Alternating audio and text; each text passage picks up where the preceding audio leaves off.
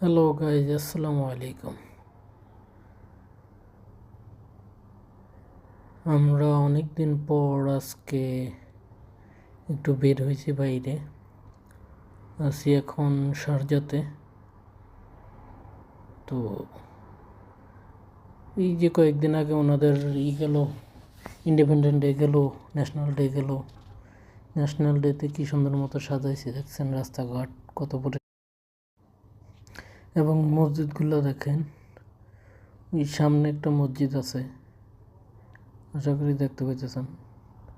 মসজিদগুলো অনেক সুন্দর সুন্দর, মানে দুবাই কথা বইলা কি বলবো, অনেক সুন্দর। যারা একবার আসবেন এই দেশের প্রেমে পড়ে যাবেন।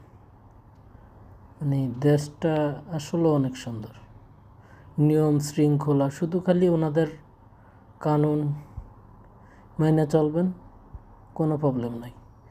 আর কাজ জানলে কোনো সমস্যা নাই। ওই যে অনেকে বলে না যে বিদেশে আসছি, কাজ নাই, এই নাই ওই নাই, দুবাইতে এই সমস্যা ওই সমস্যা। আসলে এরকম কোনো কিছু না, ঠিক আছে। আপনি দুবাই যে কোনো স্টেটে যাইবেন, কাজ করবেন, কাজ করতে পারবেন, শুধু কাজ জানতে হবে। আর না জানলে যে কোনো ফ্যাক্টরিতে বা যে কোনো জায়গায় যদি আপনি কাজ করেন, ওখানে কাজ শিখতে হবে। শিখলে টাকা পাইবেন, টাকা কেউ মাইরে খাইতে পারবে না যদি আপনি লিগ্যালিটি থাকেন। অনেকেই দেখে অনেক রকমের ভিডিও বানায়, ডুবাইতে এই হয়েছে ওই হয়েছে। আসলে এরকম না, এই দেশটা অনেক সুন্দর, অনেক ভালো একটা দেশ। এদের মতো দেশই হয় না।